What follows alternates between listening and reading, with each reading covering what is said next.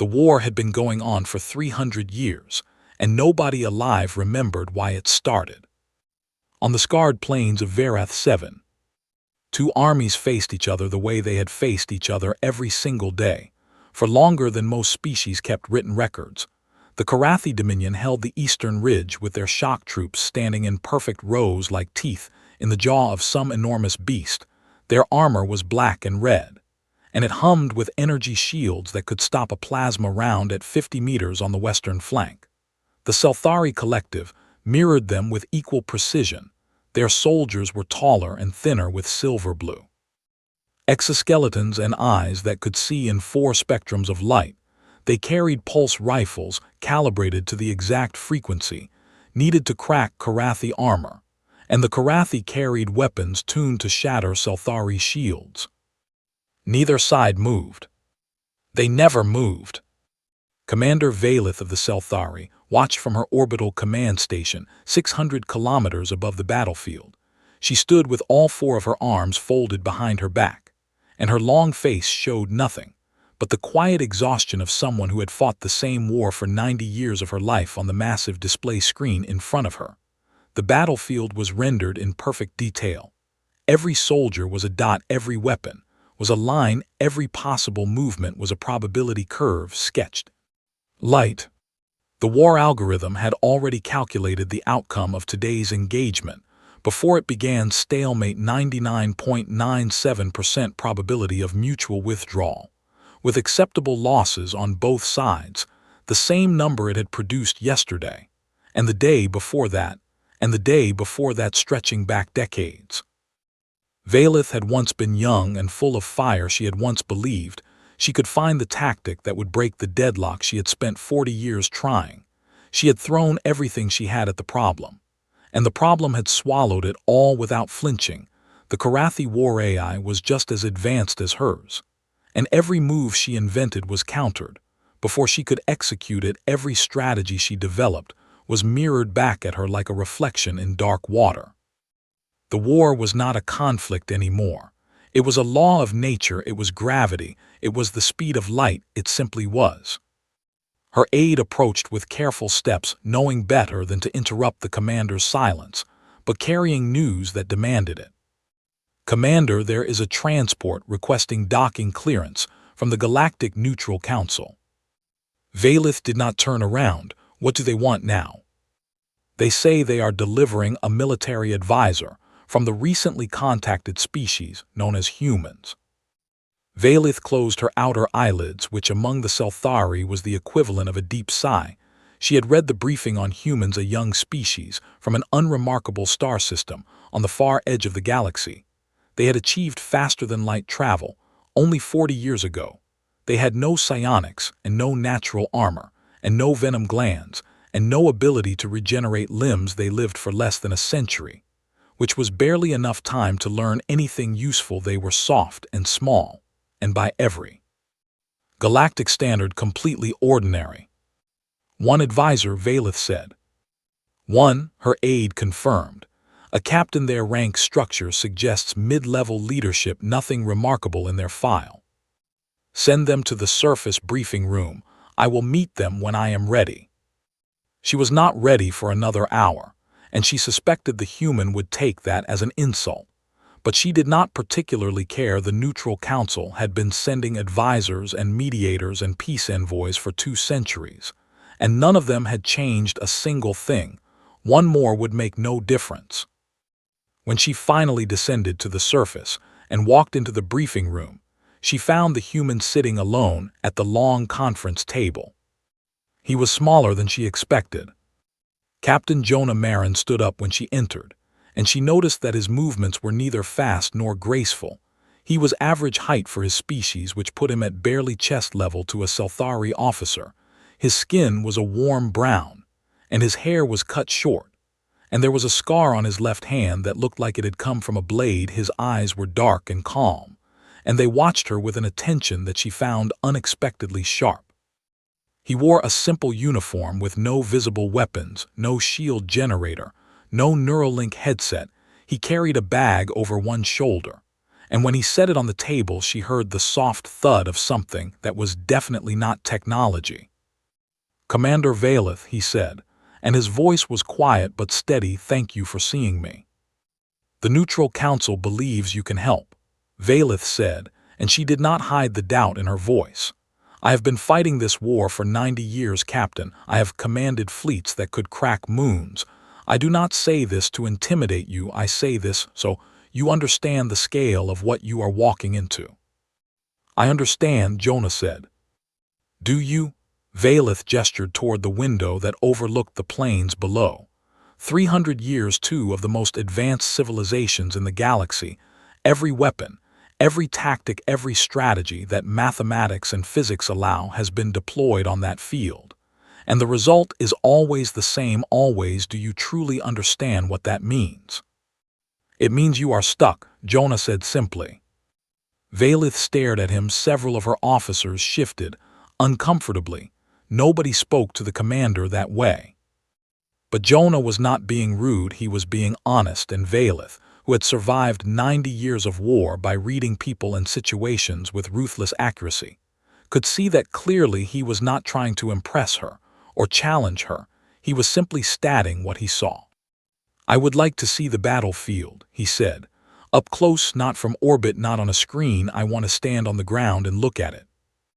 Valeth granted the request mostly because she was curious what a creature with no armor and no shields would do when he felt the static charge of 10,000 weapons humming in the air.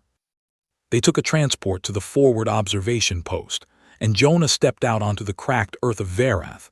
7. The wind was hot and dry, and carried the faint smell of ozone from the shield generators.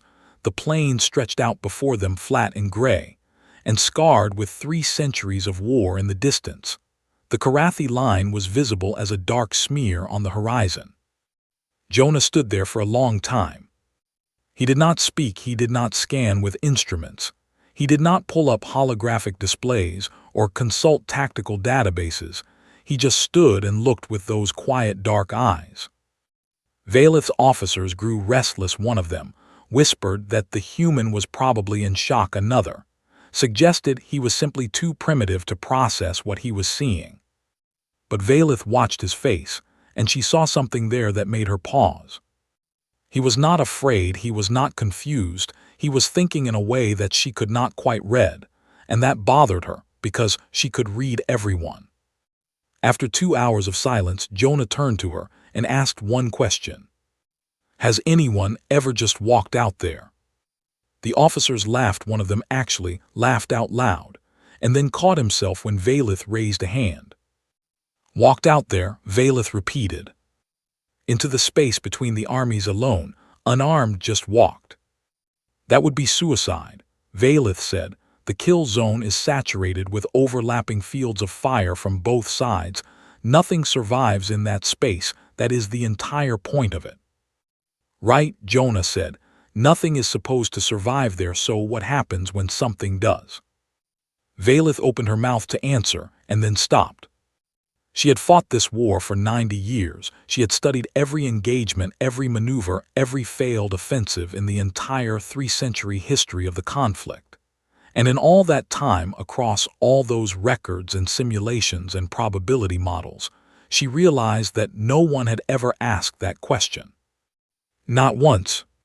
She looked at Jonah Marin standing there in his thin uniform with no weapons and no armor and no shields, with nothing but a scar on his hand, and a question that had never been asked, and she felt something she had not felt in a very long time. She did not know what was going to happen next. And for the first time in 90 years, that feeling was not fear. It was something else entirely. 3 days passed, and the human did not leave the forward command base.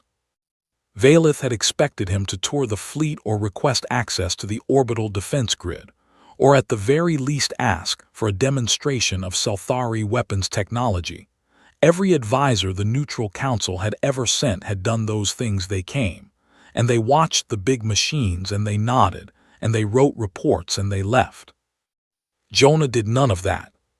He sat in a small room that the base quartermaster had cleared out for him, and he had pulled out from his bag something that the Selthari technicians could not identify at first.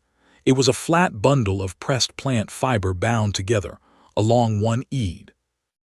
And he made marks on it with a thin stick of pigmented graphite. A notebook and a pencil. Senior Technician Rydell, who managed the base's quantum processing arrays, stood in the doorway and watched the human scratch his little marks on his little pages, and felt a wave of something between pity and offense. He does not even have a neural interface, Rydell said to her colleague. How does his species process complex data? Slowly, I imagine, her colleague replied. But Valeth had ordered that Jonah be given whatever he asked for, and what he asked for was strange. He wanted the complete engagement records for the last 50 years of the war, not summaries, not analyses, the raw data. Every shot fired, every shield activated, every unit moved, and every outcome recorded. He wanted the same data from the Karathi side, which the Selthari had captured through signals intelligence over the decades. The data filled storage drives that could hold the cultural archives of entire civilizations.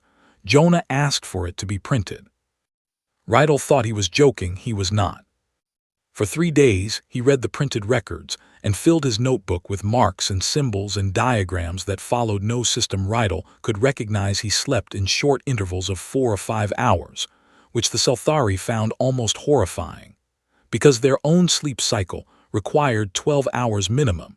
He ate the bland ration packs without complaint and drank enormous quantities of a hot brown liquid he brewed from dried plant matter he had brought with him.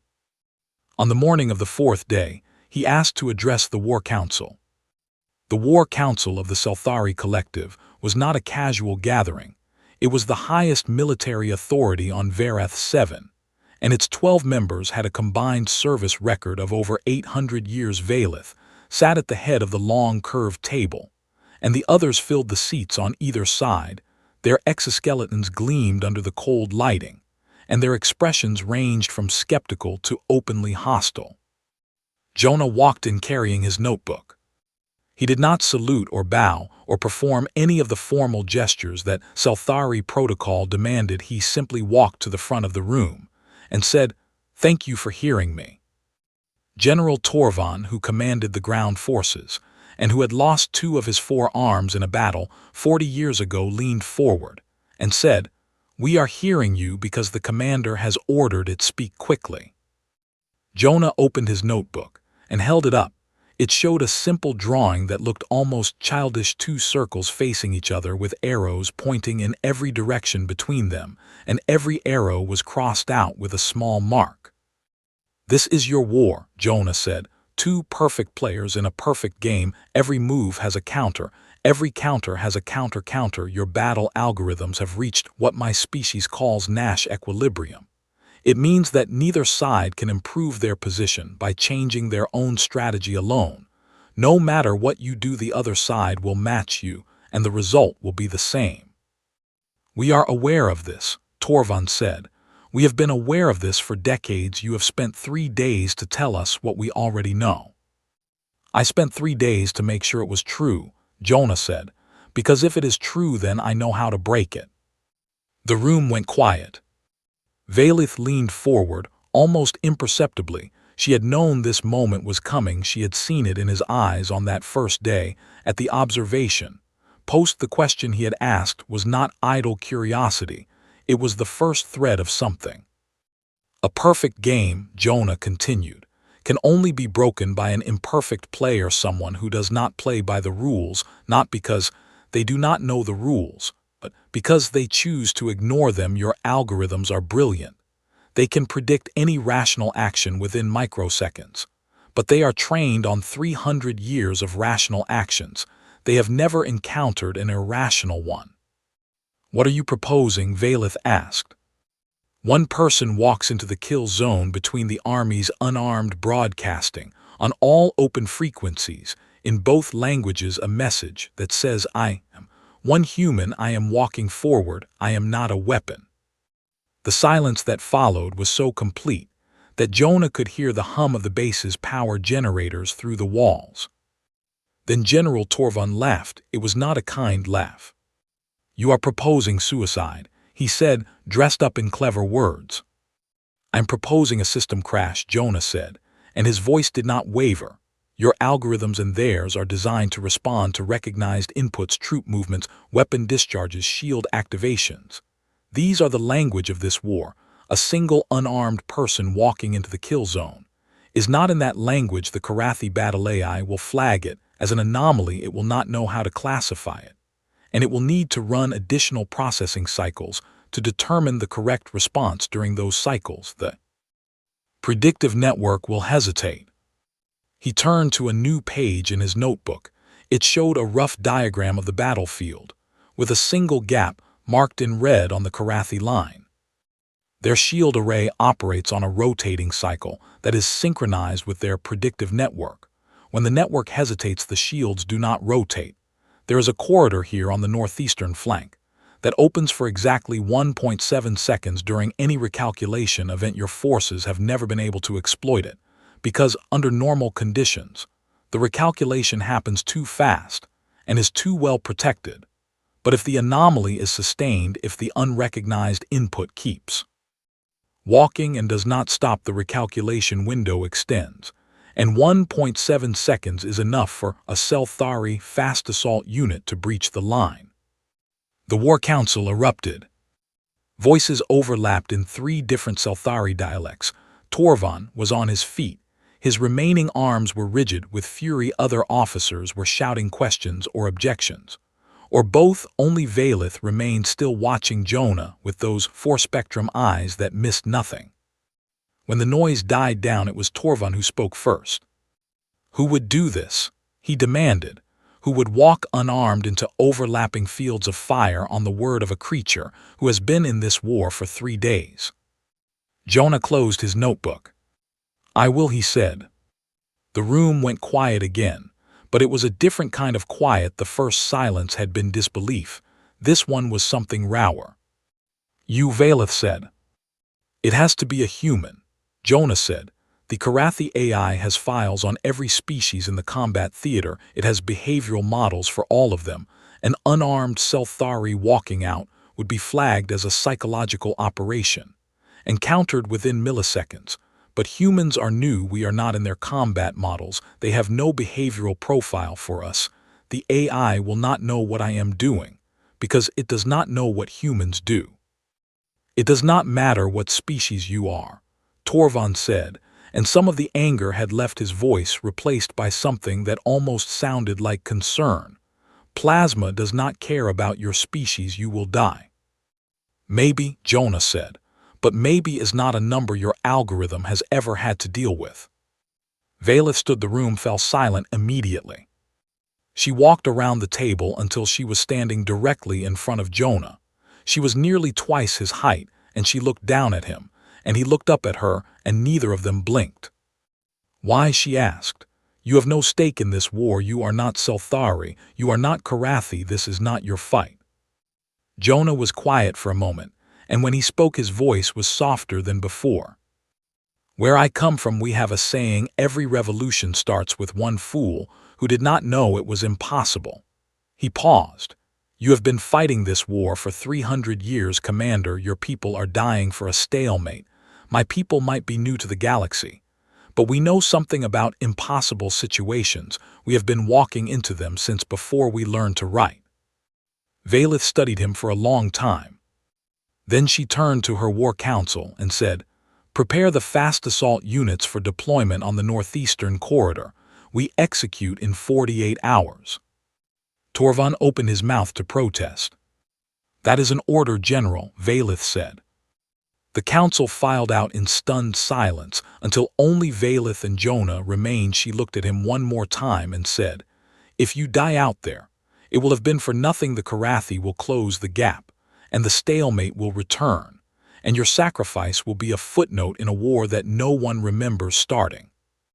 "Maybe," Jonah said again, and this time he smiled just slightly.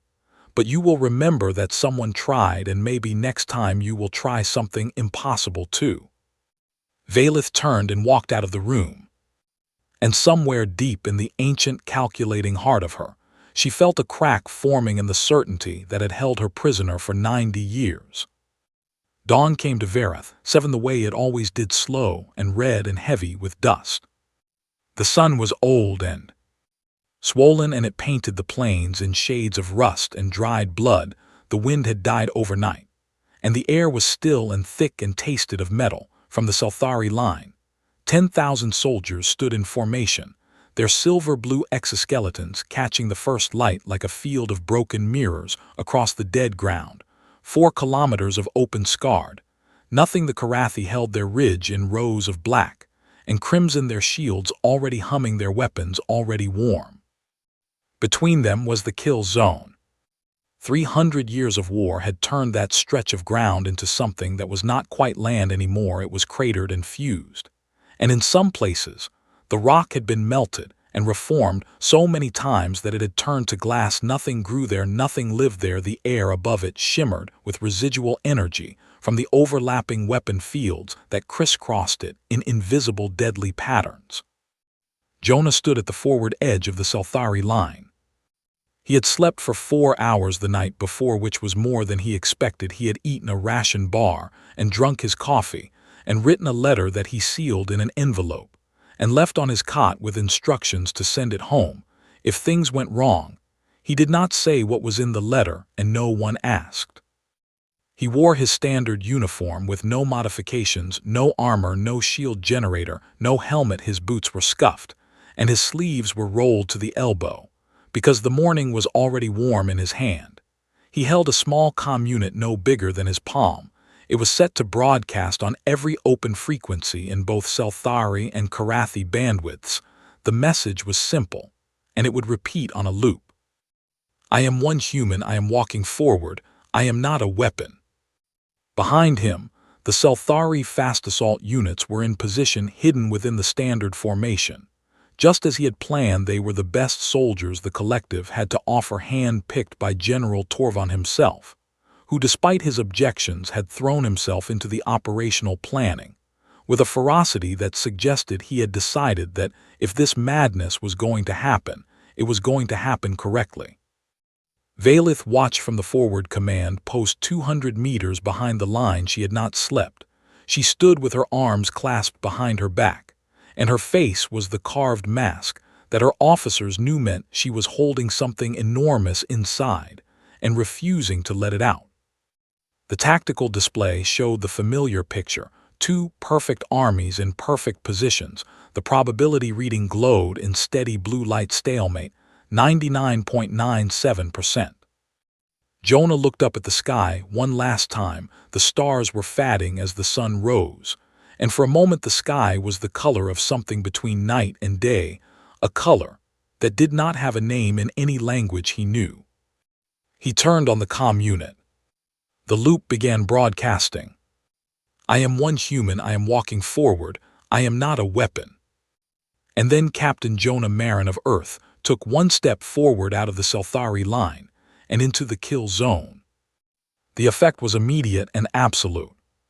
10,000 Selthari soldiers saw a single figure walk out of their ranks and into the open ground where nothing survived. They saw a creature with no armor and no shields and no weapons walk calmly and steadily into the most dangerous 4 kilometers in the known galaxy, and not one of them understood why.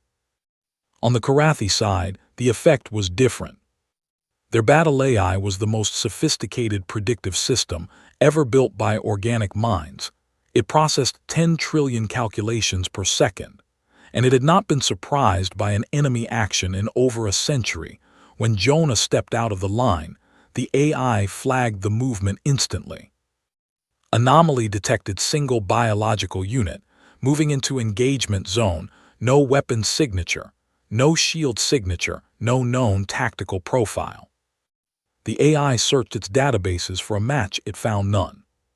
Humans were in the system, but only as a footnote, a recently contacted species with no military significance, no combat data, no behavioral models, no threat assessment. The AI had nothing to work with, and for the first time in living memory, it could not classify what it was seeing.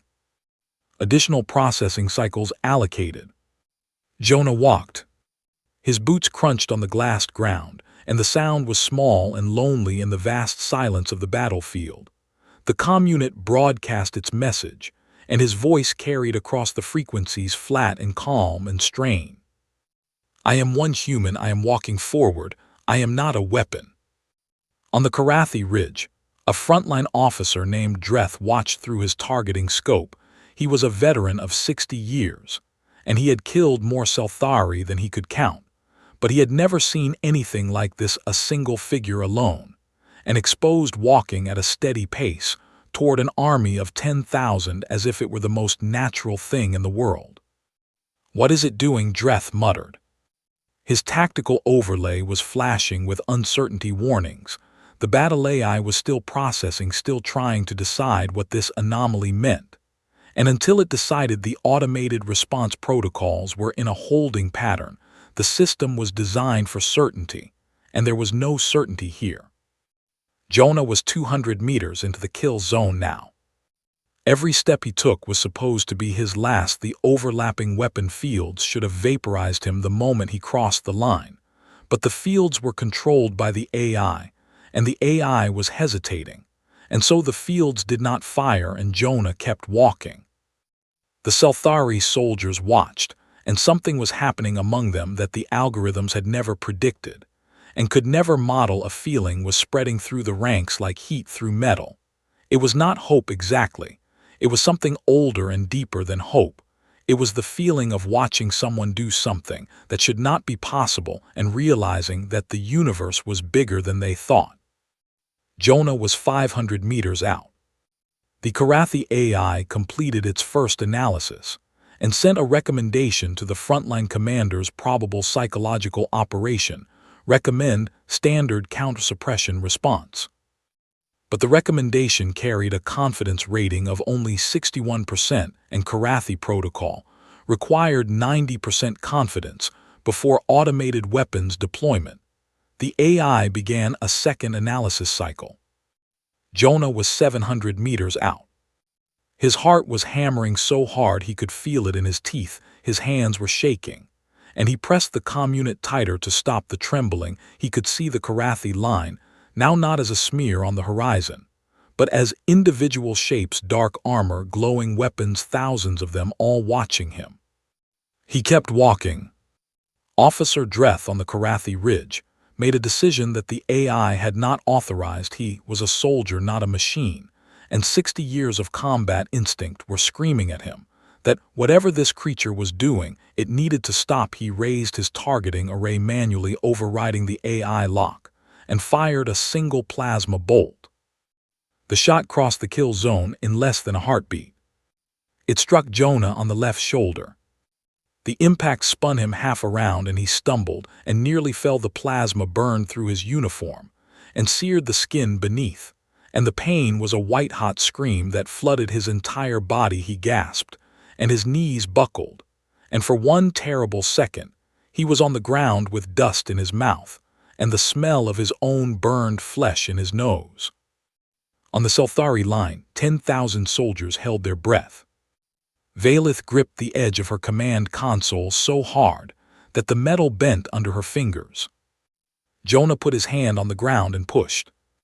He got one knee up, then the other. His left arm hung at his side, and the wound was ugly and smoking. But he was standing, and the comm unit was still in his right hand, and the message was still broadcasting. I am one human, I am walking forward, I am not a weapon. He took another step, and another, and another, and across the Selthari line, something broke open in 10,000 chests. At once, something that 300 years of war and algorithms and perfect strategy had buried so deep that most of them had forgotten it existed. A creature with no armor had been shot and burned and knocked to the ground, and it got back up and kept walking, not because it was strong, not because it was fast, not because it had any advantage at all, but because it simply refused to stop. The Karathi AI registered the resumed movement, and the second analysis cycle crashed. It could not reconcile what it was seeing with any model. It possessed a wounded, unarmed biological unit, continuing to advance into certain death. did not match any known behavioral pattern of any species in its database. Full system recalculation initiated. And in that moment, the shield array on the northeastern flank stopped rotating. The corridor opened. Valith saw it on her display, a gap in the Karathi defense, exactly where Jonah had said it would be a window. A vulnerability that had not existed in 300 years, pulsing on her screen like a heartbeat. She did not hesitate. "All fast assault units execute," she said, and her voice was iron and fire. "Go now, go now, go now." The Selthari surged. 1,200 of their fastest soldiers launched from concealed positions and crossed the kill zone in a dead sprint. They moved in a formation designed for exactly this moment, trained in secret over the last 48 hours, driven by something that no training could have given them. They had watched a human walk into hell and refused to die, and they would be damned if they let that mean nothing. The Karathi line buckled. The breach was catastrophic. By the time the AI recovered and rerouted shields, the Selthari were inside the perimeter, and the perfect formation that had held for 3 centuries was broken. On the plain between the armies, Jonah, Marin fell to his knees. He could not walk anymore. The pain had finally won the argument with his legs, and the ground was spinning beneath him, and his vision was going gray at the edges. But he could hear it, the thunder of Selthari boots on the dead ground, the crack of shields, failing, the shouts of soldiers who were advancing for the first time in 300 years. He looked up at the red sky of Varath 7, and he smiled. Behind him, Valith watched the tactical display as the stalemate probability number flickered and dropped and dropped and dropped, until it disappeared, entirely replaced by something the system had never needed to show before. Advantage Selthari. The perfect game was over. One human had taken one step, and the battlefield had changed forever. The news traveled faster than light. Within 6 hours, every major intelligence service in the galaxy had flagged the Varath 7 engagement as a priority event. Within 12 hours, the raw footage captured by Selthari battlefield recorders had been leaked to the open networks, and within 24 hours every sentient being with access to a screen had seen the same image, a single small figure walking alone across a dead plain toward an army of 10,000. The galaxy had not paid attention to the Varath 7 war in a very long time. It was old news, a permanent fixture. A war that existed the way black holes existed, something vast and terrible, and completely beyond anyone's ability to change. And then it changed. Jonah Marin was alive. He should not have been. The plasma burn on his shoulder had gone deep enough to char muscle, and the field medics who reached him after the Selthari breach said that by every medical standard they knew he should have gone into shock and died on that plane. But his body did something that fascinated and unnerved them in equal measure.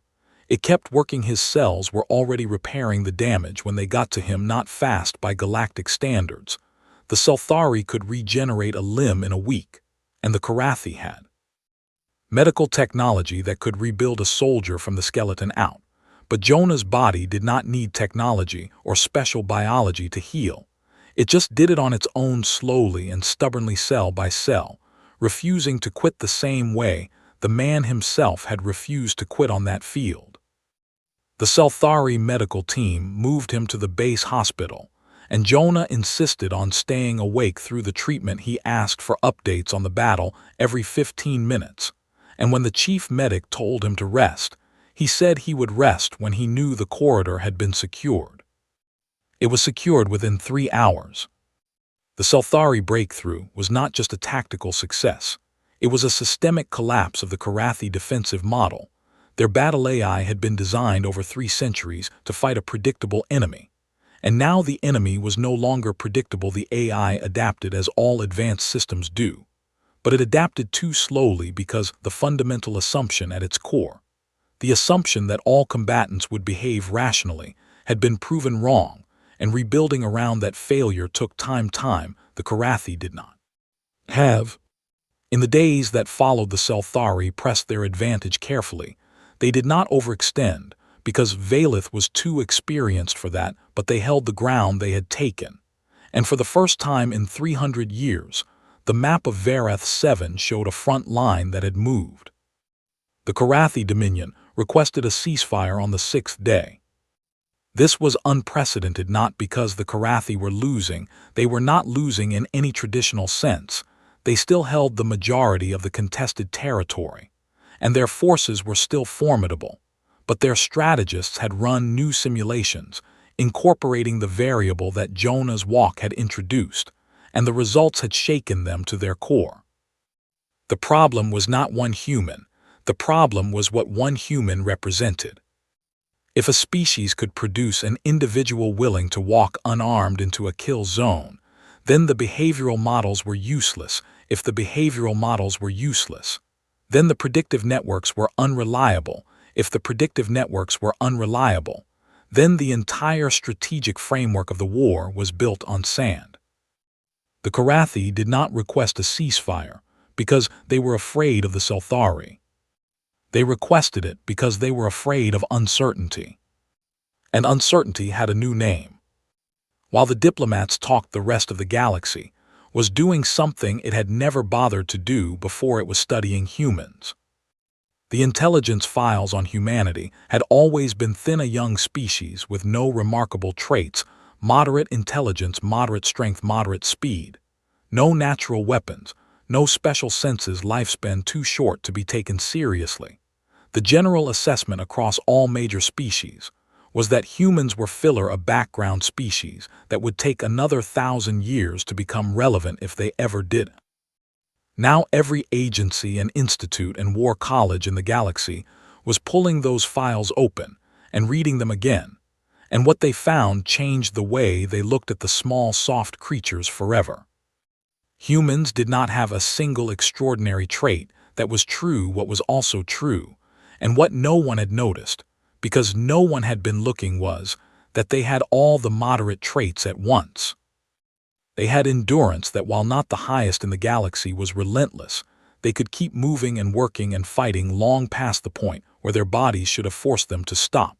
They had pattern recognition that operated on intuition as much as logic, allowing them to see connections that pure computational analysis missed. They had adaptability that bordered on the absurd, dropping them in any environment from frozen waste to burning desert to the vacuum of space, and they would find a way to survive. They had social bonding so intense that they would die for strangers, and they had pain tolerance that allowed them to function through injuries that would incapacitate most galactic species. But the thing that scared the analysts the most was none of those. It was the willingness. Humans would act without certainty of survival. They would make choices that no rational cost-benefit analysis would support. They would walk into fire, not because they could not feel it burning, but because they decided that what was on the other side of the fire was worth the pain. No algorithm could model that, no predictive system could account for it, because it was not a strategy, it was not a tactic, it was something that came from a place in the human mind that had no equivalent in the databases of any artificial intelligence ever built. Valith visited Jonah in the medical bay on the evening of the ceasefire announcement. His shoulder was bandaged, and his arm was in a sling, and he looked tired and pale, but his eyes were the same as they had been on the first day, quiet and watchful and thinking. She sat down across from him, which was unusual because Selthari commanders did not sit with patience, and she said nothing for a long time. "The ceasefire is holding," she finally said. "The Neutral Council is sending a full diplomatic team. The Karathi have agreed to preliminary talks." Jonah nodded. "Good. You broke a 300-year war in a single day." "Your soldiers broke it," Jonah said. "I just walked. The 1,200 who charged through that corridor are the ones who won." "They charged because of you," Valith said.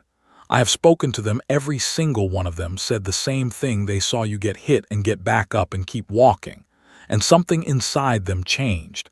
They said it was like watching someone prove that the impossible was just a word." Jonah was quiet for a moment. "Can I ask you something?" Valeth said. "Of course." "Were you afraid?" He looked at her, and she saw something shift behind his eyes, something honest and raw. "I was terrified," he said.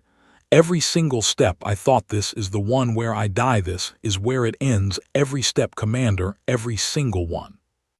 "Then why," she said, "you had no stake in this, you could have gone home, you could have written a report and recommended a strategy, and let someone else do it. Why did you walk out there?" Jonah looked down at his hands, the scarred one and the bandaged one. "Because someone had to," he said. Valeth stared at him. "That is it," she said. "That is your reason."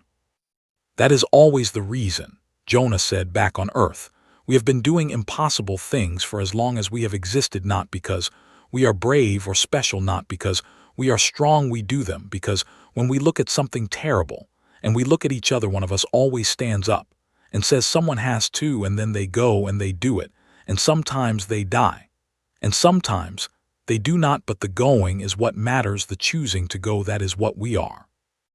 Valeth sat with that for a long time. Then she said something that surprised both of them.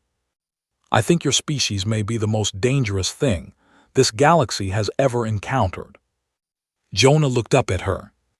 "Not because of your weapons or your technology," she continued, "but because you cannot be predicted, you cannot be modeled, you cannot be contained by mathematics or strategy or fear. You will always produce someone willing to take that step, and no one will ever know when or where or why." She stood up and looked down at him, and for the first time since he had met her, something in her face was not exhaustion or calculation or command. It was respect, the deep and uncomfortable kind that changes the way you see the world. "The Galactic Neutral Council is convening an emergency session," she said. "The topic is not the war." "What is the topic?" Jonah asked. "You," Valeth said, "your species, all of you." She turned and walked out, and Jonah sat alone in the quiet of the medical bay and listened to the hum of machines keeping him alive, and thought about the fact that he had walked into a kill zone and survived, and somehow that was not the most frightening thing that had happened today. Somewhere in the halls of galactic power, a senior delegate of the Neutral Council leaned toward a colleague as they reviewed the Vareth 7 footage for the 15th time. "We thought they were beneath notice," the delegate whispered. The colleague said nothing. "We were wrong," the delegate continued. "They are beneath prediction, and that is infinitely worse." On the screen, the footage played again, a small figure walking across a dead plane, getting hit, falling, getting up, walking. The delegate watched it again and felt something cold settle in the pit of whatever organ served as a stomach in their species. It was not fear exactly. It was the realization that the galaxy had just gotten much, much larger. 6 months later, the galaxy was a different place. Not in the way that wars usually change things. There were no new borders drawn in blood, and no empires risen from the ashes of old ones. The change was quieter than that, and deeper. It moved through the halls of power, and the classrooms of military academies, and the living rooms of ordinary families on 1,000 worlds, like water seeping through stone, invisible, until one day you looked up and realized that the shape of everything had shifted. The Vareth 7 ceasefire held. It held because both sides were tired, and because the mathematical certainty that had sustained the war for 3 centuries had been shattered, and because the diplomats who arrived to negotiate were unlike any mediators the galaxy had seen before. The lead negotiator was a human woman named Adiz Okonkwo. She was tall for her species, with dark skin and close-cropped hair, and a voice that could fill a room without ever rising above a conversational tone. She had been a diplomat on Earth for 20 years before humanity joined the galactic community, and she brought with her a style of negotiation that the Selthari and Karathi found completely baffling. She did not try to win. Every mediator the Neutral Council had ever sent had approached the conflict as a problem to be solved through leverage. One side would give something up, and the other side would give something up, and the result would be a compromise that neither side liked, But both could tolerate this was how galactic diplomacy worked. It was transactional and cold, and it had failed on Vareth 7 for 200 years. Adiz did not negotiate transactions. She negotiated relationships. She spent the first 2 weeks not at the bargaining table, but in the field she visited Selthari families who had lost children to the war. She sat with Karathi veteran who had fought for so long that they could not remember what peace felt like. She listened. She asked questions that had nothing to do with territory or resources or strategic advantage. She asked what they missed. She asked what they dreamed about. She asked what they would do tomorrow if the war simply stopped. And then she brought those answers to the table. The Karathi ambassador was a rigid formalist who had spent his entire career in the language of demands and concessions. When Adiz told him that a Selthari mother on the front line had said she just wanted to hear silence for one morning without wondering if her daughter was dead, something in his face changed. He did not show it because Karathi did not show such things, but his negotiating position shifted half a degree, and half a degree was enough. The agreement they reached was not perfect, no agreement ever is, but it was something that neither side had imagined possible 6 months ago. It was not a ceasefire or a truce, or a temporary cessation of hostilities. It was a framework for ending the war, entirely a roadmap that would take years to complete, but that for the first time in 3 centuries pointed toward peace. And it existed because a human woman had done something that no algorithm would have suggested. She had treated enemies like people. Jonah Marin did not attend the signing ceremony. He had been invited, of course. He had been invited to everything in the last 6 months. He had become the most famous human in the galaxy.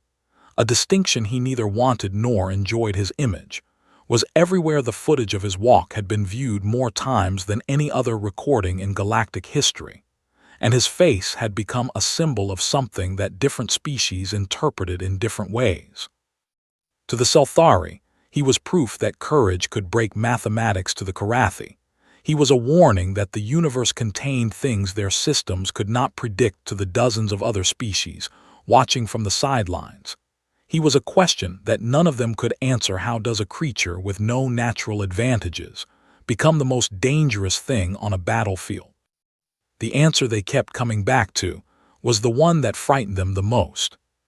He chose to be. Military academies across the galaxy had begun studying human history, and what they found was both inspiring and terrifying. Humans had always been like this from the earliest records of their civilization. They had produced individuals who walked into the fire, soldiers who held positions. They could not hold explorers who sailed oceans. They could not map scientists who chased ideas that everyone said were impossible, leaders who stood up against forces that should have crushed them. They did not always win, they often died, but they always went, and the going changed things every time. The Selthari military formally adopted what they called the doctrine of one step. It was the simplest military philosophy ever written, and it said this: any perfect system can be broken by a single act of will that the system cannot predict. Therefore, the most powerful weapon in the universe is not technology or numbers or strategy. It is one person who decides to move. It became the most studied document in galactic military history. But the story does not end in war rooms or academies. Jonah went back to Vareth 7 alone. He did not tell anyone he was going. He took a small transport and landed on the plains near the old front line and walked out to a place he had not seen since the day everything changed. The battlefield was quieter now. The armies had pulled back and the weapons had been powered down, and the kill zone was just a stretch of empty ground again, scarred and glassed and barren, but quiet. The wind blew across it carrying dust and nothing else.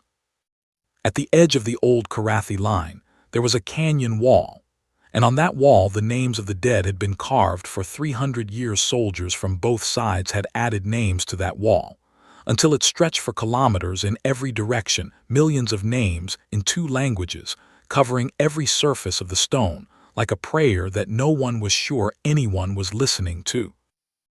Jonah stood in front of the wall and read the names. He could not read most of them. The scripts were alien to him, and the names belonged to people he had never known, and never would, but he stood there anyway, and he looked at each one as if it mattered because it did. He did not add anything, he did not carve a message, or leave a marker, or make a speech. He just stood there in the wind and the dust and the silence, and let the weight of 300 years of loss press down on him until he could barely breathe. That was where Valith found him.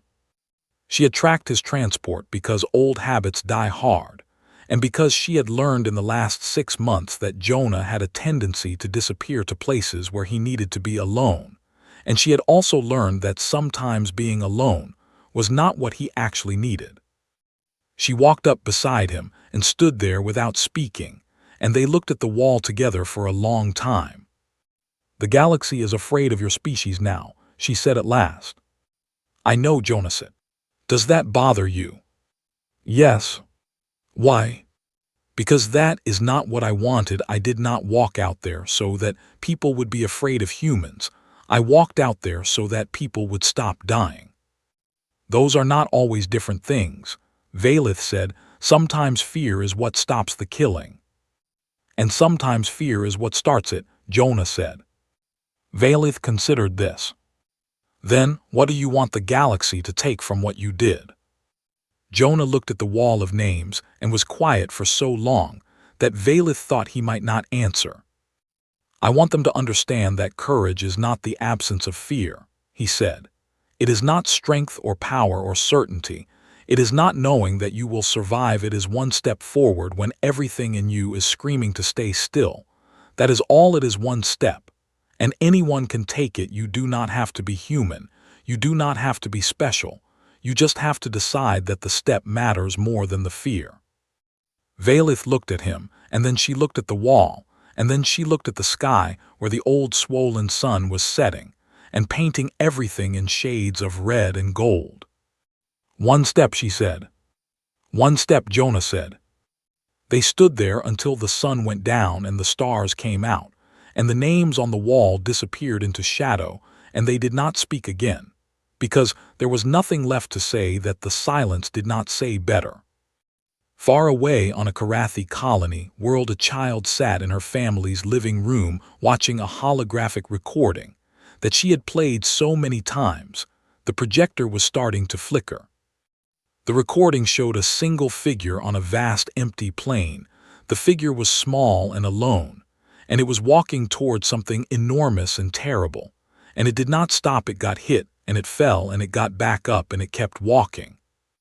The child's name was Keth, and she was 7 years old, and she had mandibles instead of a mouth and black eyes that reflected the holographic light like polished stone. She watched the figure walk and fall and rise and walk, and she felt something inside her chest that she did not have a word for yet. Why did it not stop? She asked her parent, who was standing in the doorway watching her watch the recording. Her parent had no answer. Kath played the recording again, and again, and again.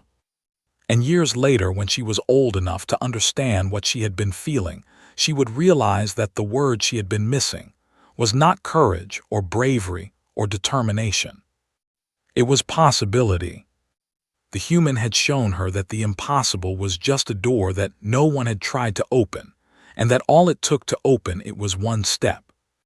Across the galaxy, 1,000 species had mastered fire and conquered gravity and bent spacetime to their will. They had built empires that spanned star systems and weapons that could crack worlds and intelligences that could model the fate of the universe itself.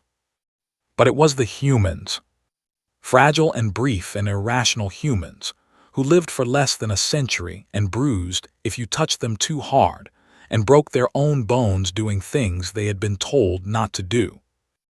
It was the humans who taught them all the most terrifying and beautiful lesson the universe had ever produced. That one step taken by one person for no reason that any algorithm could name could change everything. And they would never stop taking it.